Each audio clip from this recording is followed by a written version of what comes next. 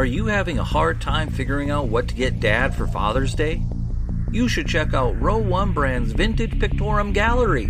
They have America's best sports art. With over 7,200 historic sports prints, you're assured to find something unique for Dad this Father's Day. Instead of a boring old tie, get him a historic baseball photo taken by Henry High Sandham at the historic Polo Grounds Stadium in New York City during the 1894 Temple Cup. Or, if he's an NFL buff, check out the 1963 vintage NFL poster. These are so good looking that you'll be amazed how they turn out. Shop now at sportshistorynetwork.com/row1 and save 15% off your order. Our great friend and author and podcaster of When Football Was Football, Josie Amber, joins us for jersey number 57 as we go through the top 10 greatest football players to wear that in the NFL's history, and it's all coming up in just a moment. This is the Pigskin Daily History Dispatch, a podcast that covers the anniversaries of American football events throughout history on a day-to-day basis. This is your host, Darren Hayes, and we are podcasting from America's North Shore, bringing you the memories of the gridiron, one day at a time. So in taking the snap from the sportshistorynetwork.com and handing off to pigskindispatch.com, let's go no huddle through today's football history headlines. This podcast is part of the Sports History Network, your headquarters for the yesteryear of your favorite sport. You can learn more at sportshistorynetwork.com. Hello, my football friends. This is Darren Hayes of pigskindispatch.com, and welcome once again to the Pig Pen. We have another bonus edition, our football by number series. We are all the way up to jersey number 57, and we are really stoked about it because we have an expert in football history. And once again, Josie Amber of When Football Was Football podcast, and he's a podcaster, he's an author. He's wrote a book by that name, When Football Was Football, and just a lot of different football history, and he's very involved in it, and we're glad to have him here to help us with 57. And as a matter of fact, we'll bring him in right now. Josie Amber, welcome once again to the Pig Pen. Aaron, as always, thank you. I really enjoy this opportunity, and number 57 is quite intriguing. While we don't have that many Hall of Famers that wore the number, we do have a developer of one of Disney's biggest properties, one of the best nicknames in pro football history, and a gentleman who probably is one of the most unsung heroes of his team's history. So I'm anxious to get going so we can talk about these guys and have a good time with it. Well, that is quite the tease you have to lead off this this episode. So I'm anxious to hear it myself. So, all right, well, let's start off where we always do. We have three names that the Pro Football Hall of Fame in Canton has said wore that jersey number 57, and they are enshrined players, and that's Ricky Jackson, Dwight Stevenson, and Johnny Blood Mcnally. And I guess sort of as a disclaimer, Johnny Blood Mcnally comes up a lot lately. I think we've had him early into single digits in the 20s. I know we've had him here a couple times in the 50s. Johnny Blood seemed to like to change his number quite a bit, and he only wore jersey number 57 for 2 seasons. And he is a great Hall of Famer, 3 times All-Pro. He was kind of a wild man. He got in trouble a few times with one of the 5 teams that he played with, starting back in 1925 with the Milwaukee Badgers. But as you mentioned, Darren, he only wore 57 for 2 years. One thing I did want to find out, and I should have known this, is how he got the name Johnny Blood. Well, it turns out back then, of course, a lot of players, it wasn't looked upon very well to play pro football, so he was looking for an assumed name to play under. As he drove by a theater with Rudolph Valentino starring in Blood and Sand, he said, "That's it. I'm going to take the name of Blood. Johnny Blood, the vagabond halfback." But for our purposes tonight, I'm not sure if I'd make him a member of our top 10 because he only wore the revered number 57 for 2 years.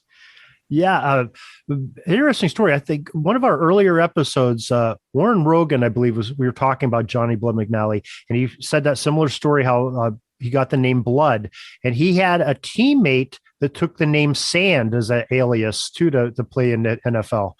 Probably because they were getting in trouble all the time. Maybe that's why he changed his number so much also, so the officials couldn't keep up with them. But couldn't identify him. But there was a Blood and Sand that were also playing on whatever team he was on at the time. I forget what it was. So.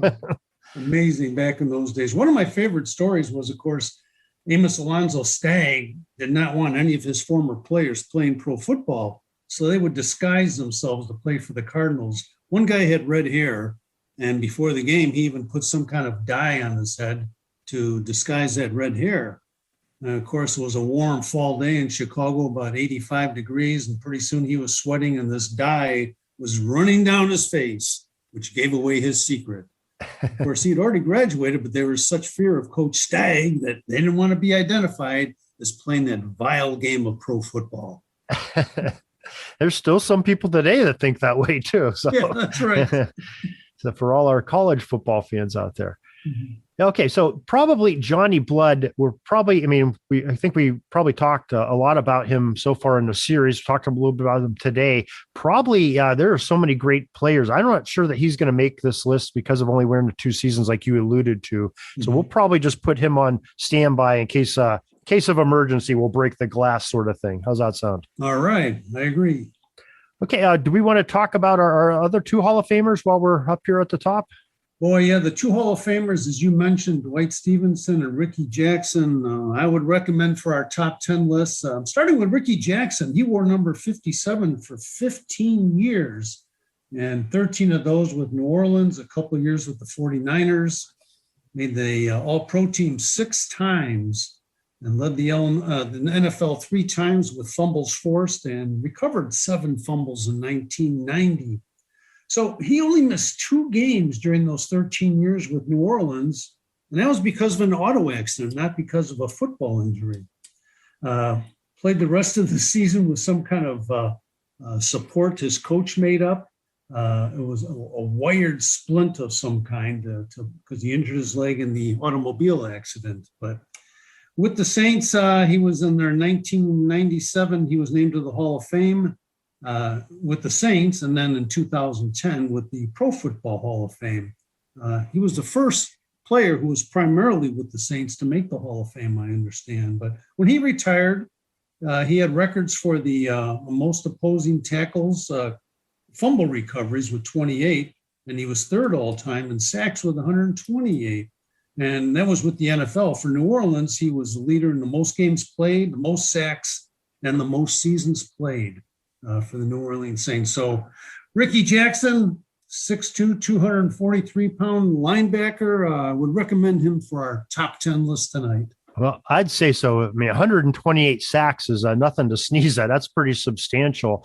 And New Orleans got a pretty good deal for taking him 51st overall in the 1981 NFL draft. That's a pretty good pick bargain there. That was.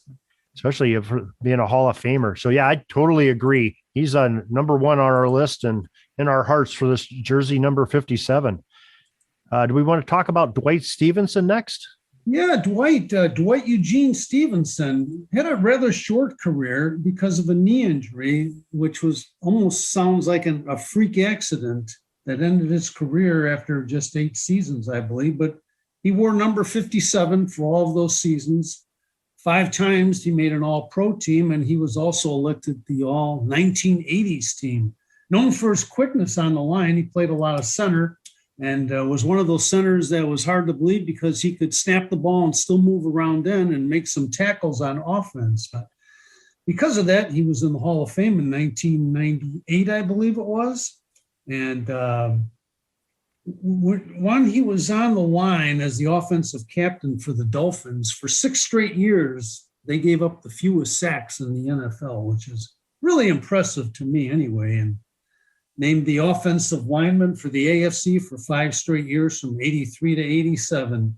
And there was a good quote from one of his teammates, Joe Klecko, from the Jets. And he said, most guys think deep down that they're the best.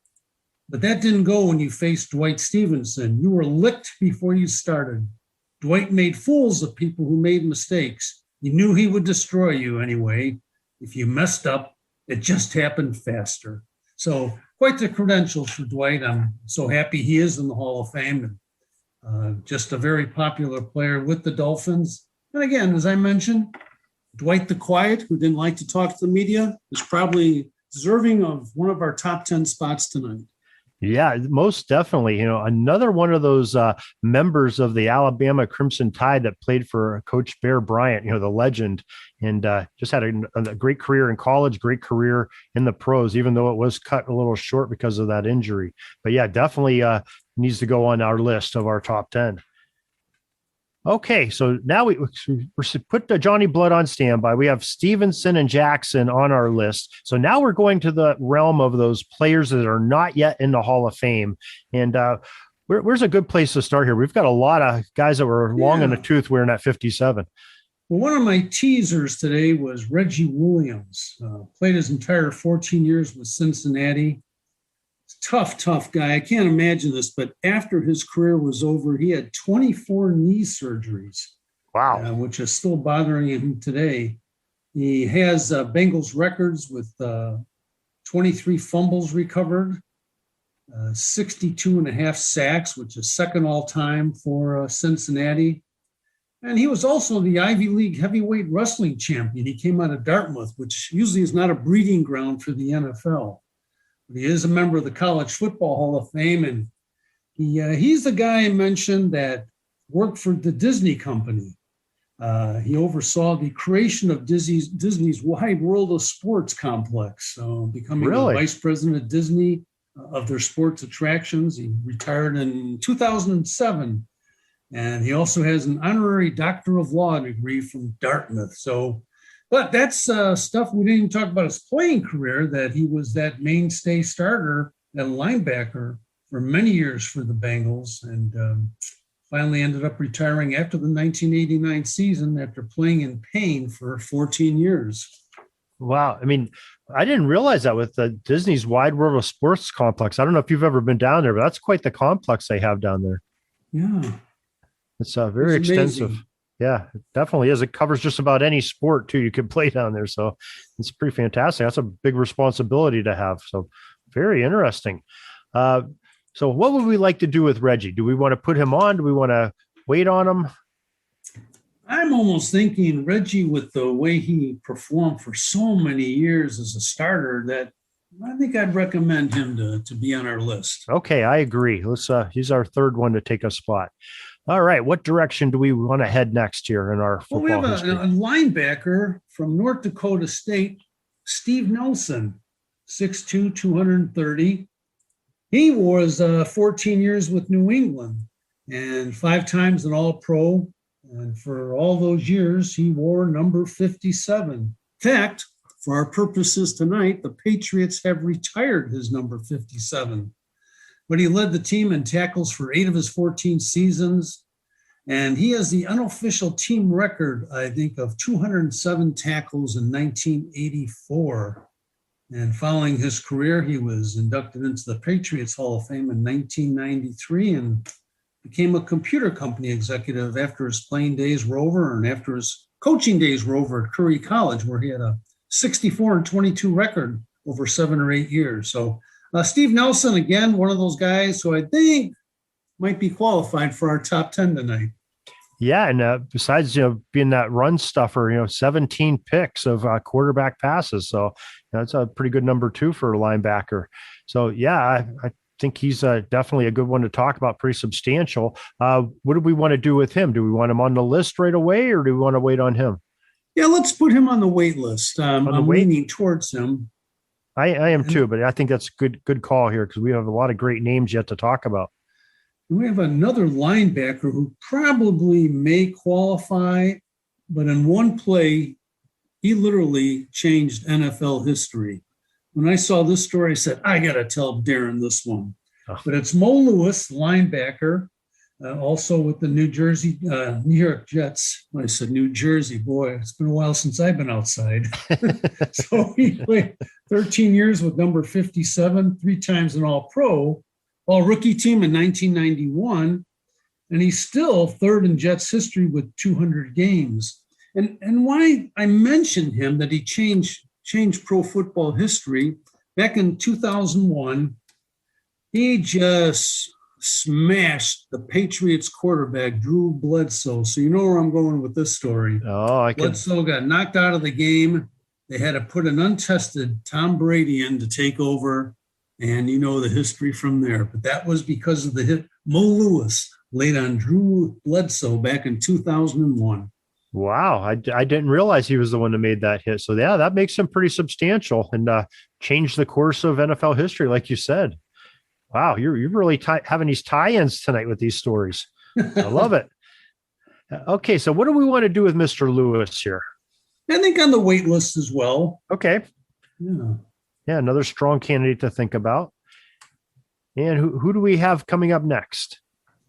Well, while we're on linebackers, another good one was Mike Merriweather, who played for Pittsburgh and Minnesota. And then at the end of his career, a cup of coffee with Green Bay and the Jets, 11 years with 4 teams, except for one game when he played with the Jets. He wore number 57, 3 times and all made the Pro Bowl. He sat out 86 with a contract dispute, which I'm not sure if that hurt him, but he was let go by Pittsburgh and then went over to Minnesota, where he was a consistent starter for 4 straight years. Had some great years. In 84, he had 15 sacks. In 89, he was the first player ever in the history of the NFL to score the winning points in an overtime game with a safety when he blocked a punt out of the end zone. So Mike Merriweather has a little piece of history for himself as well. Again, maybe put him on the wait list, but some nice credentials and a very nice long career. Yeah, that season of 1984 with the 15 sacks, that was a big number for him. So, okay, he is on our standby list. And where do we want to go to next? What player on our not yet in the Hall of Famers? Yeah, we have let me get to our best nickname of the night. Okay. And this goes to Frank Mcnally. His full name is Frank Hembre Mcnally, 6'2", 229-pound linebacker.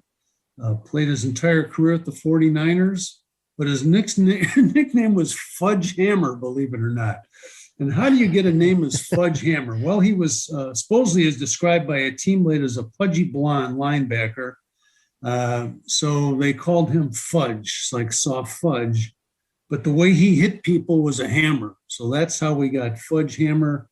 I don't think Frank is going to make it on our top 10, even though he played 10 years with the 49ers at linebacker.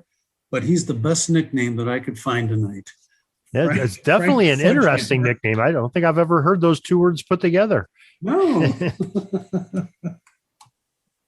Okay.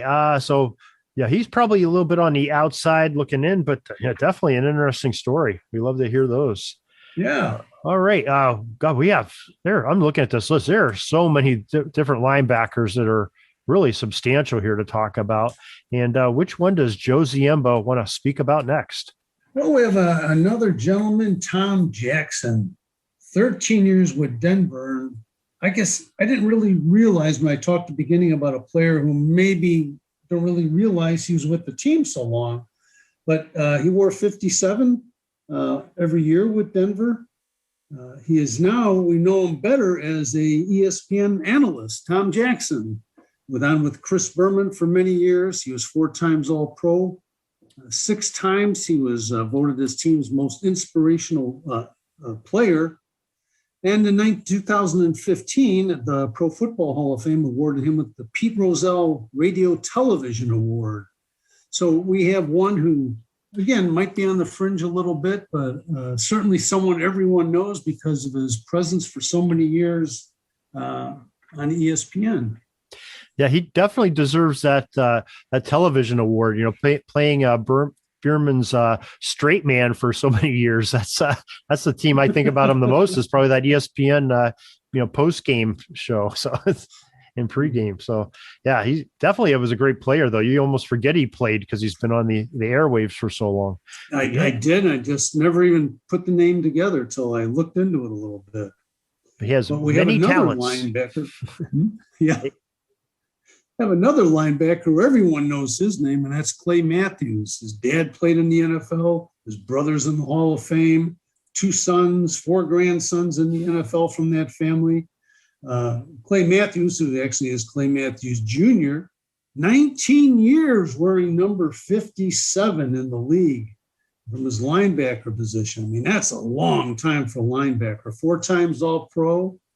4 times led the NFL in combined tackles. So I think he would be a strong candidate for our top 10 today. When he finally left the league after the 1996 season, he was 17th in games played with 278. And his tackles were 3rd best in NFL history, although I've seen a couple of different numbers from different sources, but it was over 1,500 tackles. And he was the oldest player, I should say the oldest player to record a sack at the age of 40 or beyond when he did so towards the end of his career. So he and his son Clay III are the only father and son to have won the Defensive Player of the Week from the National Football League. Wow, that's interesting. Yeah, I remember him. He was definitely a force to be reckoned with. You better get a blocker or two on him and know where he is all the time because just like his son, he was quite a prolific pass rusher and always had a nose for the ball. But I totally agree with you. I mean, 19 years wearing that jersey number 57, and with his statistics and what his contributions were, I think he definitely needs to be on that list now. What do you think? I think so. I'd say let's go straight to the list. Okay, I totally agree. Now, who do we want to talk about next that could be a candidate for this top 10 list? Well, there's a gentleman, again, I wasn't really familiar with him, but now that we've looked into him a little more, that's Jeff Van Note, who played center, guard, and linebacker entire 18 years, I believe, with Atlanta. Another amazing career, 6 times All-Pro. He was an 11th round pick who didn't really make the team at the beginning. The Falcons farmed him out to the Huntsville, Alabama Hawks in 1969. He wasn't too happy, but when he came back, he started 226 games over his career, which is still second in Falcons history. And in 1991, the fans voted him as the team's all-time favorite player. He's in the Falcons Ring of Honor, and he still does broadcasting in Atlanta. But we're here for the number 57, and in honor of his number 57, when he had his last game and is retiring in 1986, the team gave him a 57 Chevy. So I love that. I like that connection between what we're doing now. That's better than getting a bottle of Heinz 57, isn't it? Drink along. And when he retired, he had played more games than any other offensive lineman in NFL history. And his coach, Dan Henning, said about him, about that retirement day, he said, Jeff Van Note may be one of the most remarkable players of this era. To compete in the trenches and not lose his intensity at this stage of his career is indeed unique. In fact, in this age of high-dollar contracts, the NFL may never see another player like Jeff Van Note. And so I think Jeff might have to go right into our top 10. Yeah, boy, that's interesting. I didn't know much about him either until I started looking at this list a few days ago. And yeah, he definitely has an interesting story, especially when you're seeing, offensive positions and defensive positions for a player that was in the Super Bowl era. You don't see that very often anymore. Yeah. So yeah, I agree with you. I think he should be our 5th on our list. Okay, where do we want to go next? There's still some great names out there. There are some good ones. I have a couple of offensive linemen who may or may not make our list, but they have unique stories. And starting with a center, Ken Bowman for the Packers. He wore 57 all 10 years with the Packers. And his story is, again, kind of interesting because while he was playing, he earned his law degree. And during the 1974 players' strike, he was arrested for picketing at the team headquarters, apparently, and then sat out the 74 season. And I think he hinted, I don't see where he ever claimed that they deliberately kept him out of the lineup, but he never played for the Packers again. Came back for one more season with the Hawaiians in the World Football League in 1975. But Packer fans will remember Ken Bowman as the center in the infamous Ice Bowl of 1967, who led the way for the winning touchdown by Bart Starr to win the Ice Bowl way back when. So Ken Bowman was our center. I'm not sure if he'll make our top 10, but I love his story. No, but you can still remember all those old clips, of a star scoring that touchdown. You can remember that block too. So that's Bowman's definitely an important piece in football history. And I'm glad you mentioned him. Okay. You said you had a couple offensive linemen to talk about. Yeah, we have a guard. We don't have too many guards today. Sam Davis, who played his full career of 13 years with the Pittsburgh Steelers. You may have heard of that team. I've heard the name. Yes, sir. And wore number 57, won 4 Super Bowls. That's what caught my eye. And if you got a guy like that who's in your lineup and on 4 great teams, interesting enough, he was undrafted, had no starts his first 3 years. And after that, 9 straight years, he was a starting left or right guard, mostly left guard, it looks like, for the Steelers. Sam Davis. Yeah, you got to hand it to him. Those first 4 years, the Steelers really didn't have a defensive line. He had to go up against in practice. But once he was a starter, when you're blocking, L.C. Greenwood and Joe Green and Dwight White, that's sort of iron sharpens iron there. So so made him a pretty good player. So yeah, definitely. I'm glad I don't know that he'll make it, but that's definitely an interesting player that from long ago that I remember. Okay. Now, do you have any more linemen, or do you want to? Are we back into those defensive? Let's see. I'm trying to think. We have one guard, left guard, again for the Packers. Rich Moran, who played from '85 through '93, and wore 57 for 9 years. Made All-Pro 1 year, but again, I'm not sure because our standards are really lofty. If he'll be up there for the top 10. Yeah, it's tough for those linemen, especially from those bygone eras where there's not a lot of statistics to help support them, and then you got these star players that have all kinds of statistics, especially in the linebacking position today, that really just jump off the page at you. So that's a tough go. I guess I've got to sneak in 2 Chicago Bears who were offensive linemen. Okay, starting with Olin Kreutz, the center. From 98 through 2011, had a great career. His last season was with New Orleans. Started 182 games for the Bears, which is second only to Walter Payton in team history. Wow. All-Pro 6 times. He wore number 57 for those 13 years with the Bears. Changed the number 50 for New Orleans just for 4 games before he got hurt. So maybe we won't count that. But a solid career, real solid, 6 times All-Pro, as I mentioned, and was able to be a part of the Bears for those many years. And then we have another gentleman who played guard for the Bears, Tom Thayer. And he broke in with the USFL from 83 to 85, then played 9 years wearing number 57 for the Bears at right guard, and was the starting guard for the Bears during their Super Bowl win, the last Super Bowl win, the 85 team, when he was a rookie. But he started every game after his rookie season. In fact, 120 of the 126 games he played in the NFL, he was a starter. He played 3 games for Miami in 1993, did not start those. But during his time for the Bears, 120 out of 123 games. And he's still the voice of the Chicago Bears with Jeff Joniak. He's been doing that since 2005. So if you turn on the radio on Sundays in the fall, you'll hear the very, very knowledgeable voice of Tom Thayer. Wow, very interesting. Bringing some hometown information to us here from the Windy City. Yeah. So great, very good, very nicely done. Okay, now are we ready to shift over to that defensive side once again? We could, yeah. Okay. Who do you have? I just have one other linebacker. Oh, boy. It's a Chicago Cardinal. Sorry, Darren. Oh, no. I love it. Schneider, linebacker from 56 to 63 in the league, the first 4 years with the Chicago Cardinals. But he did wear number 57 for all 8 years in the league.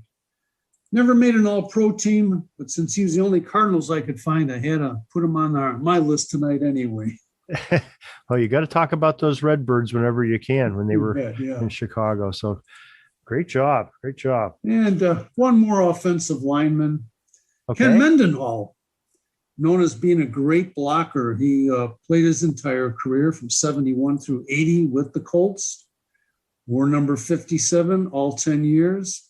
His last 8 years in the league, he started every single game. 117 straight starts to end his career before he retired after 1980. So again, known as a great blocker. Didn't see that he made any all-pro teams, but certainly a starter, just a very reliable starter for the Colts in Baltimore all those years. Yeah. Wow. Yeah, I'm glad you mentioned him too. I sort of forgot that name until I saw this earlier. So yeah, another great player to bring up, especially those offensive linemen. They don't get enough credit, like we said. Okay. Do you have anyone else you'd like to discuss?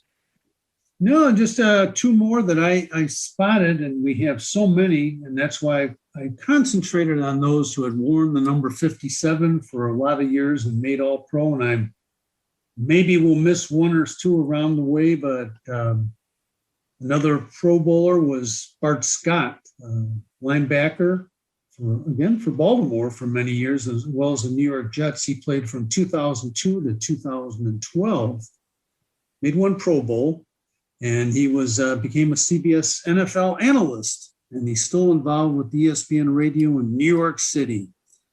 One interesting thing about Bart is he made one of those celebrity appearances at a pro wrestling function with Hulk Hogan and Ric Flair.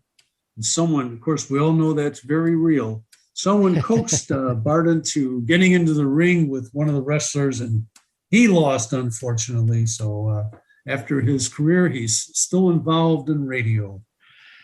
I was kind of surprised seeing his name on there, that only one Pro Bowl. I mean, he seems like his name was all over the place when he was a player, both with the Ravens and the Jets, and kind of surprised me a little bit. But that just tells you the quality of linebackers that were playing in the AFC at that time. Okay. Do you have anybody else you'd like to talk about? I have a defensive end we should probably look at, mainly because it looked like he was a Super Bowl champion. That's Alex Okafor, defensive end, played for Arizona, New Orleans, and Kansas City from 2013, still active in 2020-21, and won that Super Bowl wearing number 57. So he's worn the jersey for 6 of his years in the NFL, and looking for more good things from him ahead. But Super Bowl champ again caught my attention for Alex. Yeah, most definitely. He's a solid player. Okay. There's one that I'd like to bring up. Another sort of contemporary player, wore that jersey number for 8 seasons, 2014. He's still going in 2021 at least, but CJ Mosley, another great inside linebacker, came up with the Ravens, and 2 years ago, played with the Jets. I believe last season he may have opted to sit out the season because of the COVID. Oh, yeah. But I believe he's going to be playing again this year, and he has been in the Pro Bowl 4 times. So far, he's got 10 interceptions in his young career. 2014 he came into the league, and just 8.5 sacks, but very impactful player, very rangy, can cover tight ends. And, it was a big loss when the Ravens couldn't sign him, and he moved on in free agency for them. I just want to make sure we mention him because he's definitely substantial.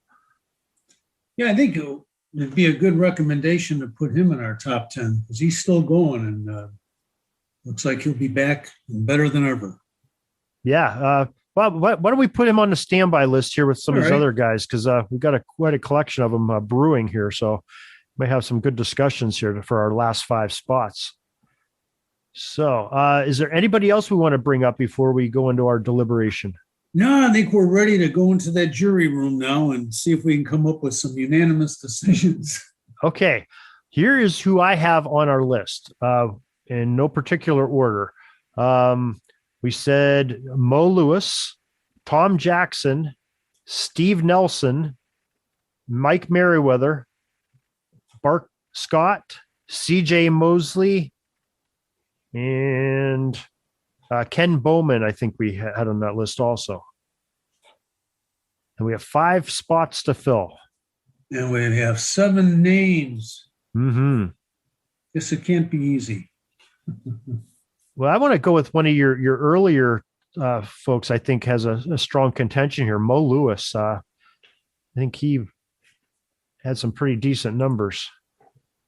He did, yeah. When you see someone, 3 times All-Pro, as we mentioned, and was around the league for a long time as well. Yeah, 52 and a half sacks. Yeah. And there's a little piece of history paving the way for Tom Brady. And there's been articles written about that hit.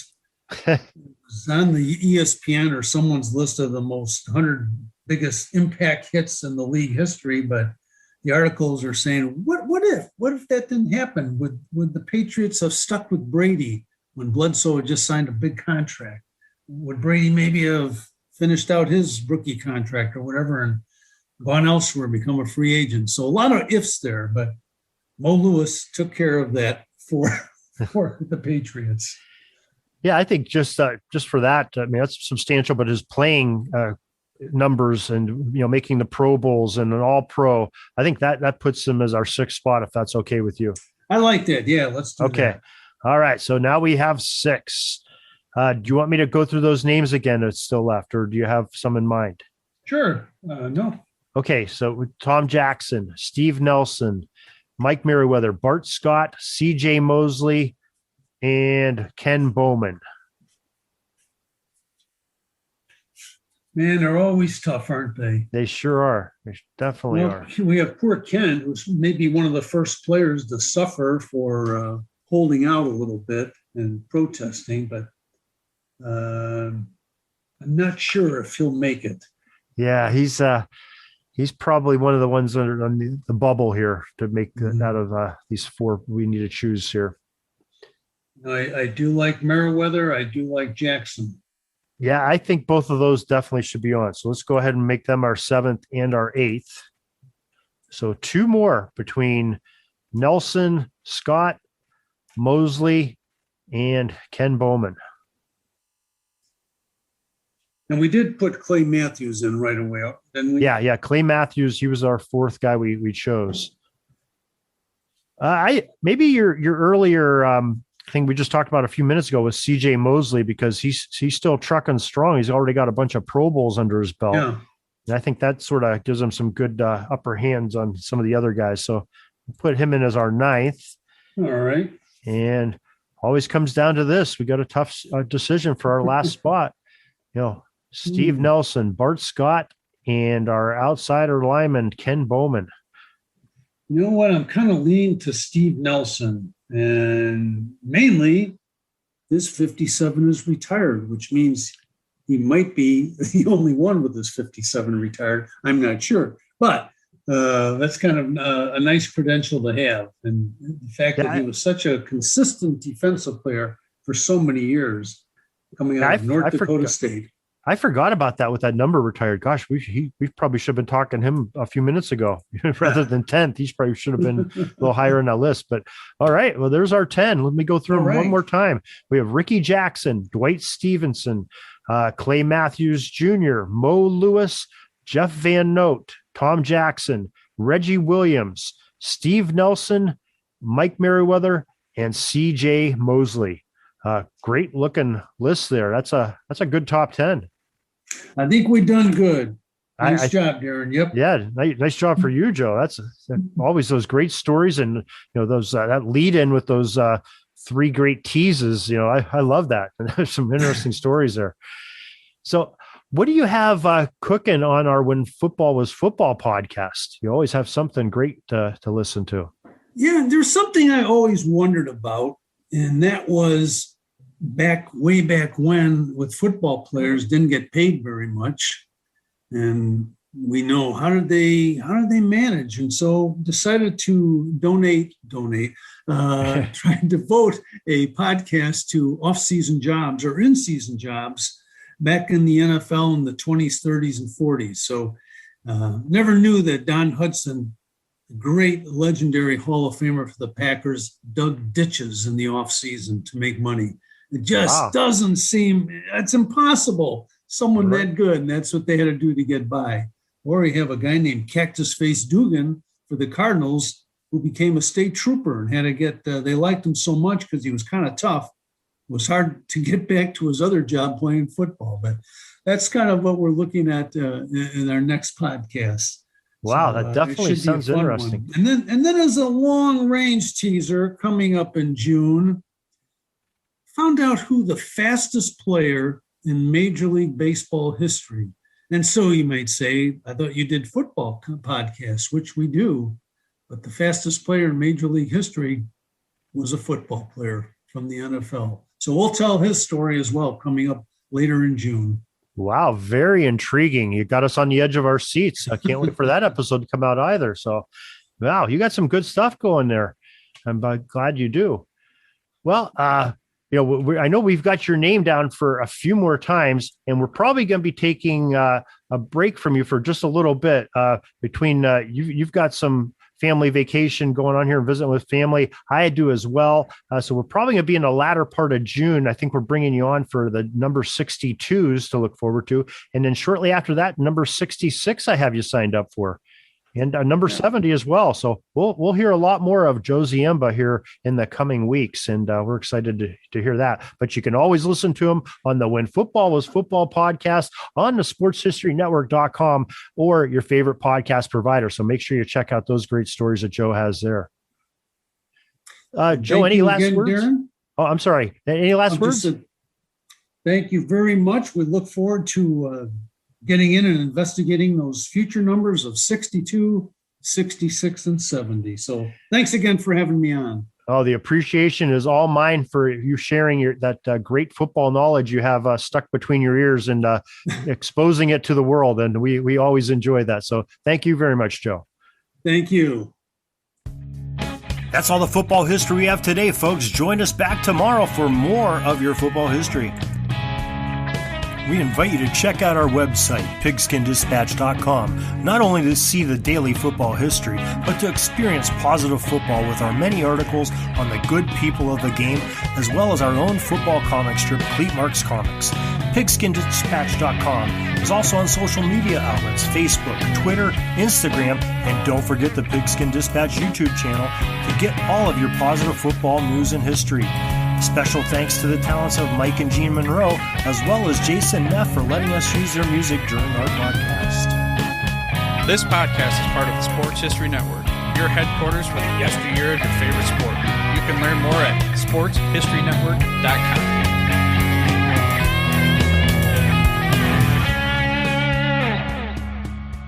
At the Sports History Network, we're all about sports yesteryear, and so we're so pleased to introduce you to Row One, an online memorabilia gallery and shop that brings your sports history to life anywhere. The Row One gallery includes over 5,200 gorgeously reproduced prints of team posters, game program covers, game tickets, advertisements, and more in baseball, pro and college football, pro and college basketball, and more. And any gallery item may be printed in a variety of sizes on wood, metal, canvas, acrylic, or poster paper. And in Row One shop, check out the thousands more of unique items with retro and historical designs dating back to 1876, including t-shirts, long-sleeve shirts, phone cases, mugs, blankets, pillows, towels, and even shower curtains. Go to sportshistorynetwork.com, ROW1, for access to the full Row One catalog and for gallery prints and gift items, plus get a 15% discount off all prints on the Row One Pictorium Gallery with coupon code SHN15. Follow the link on the show notes.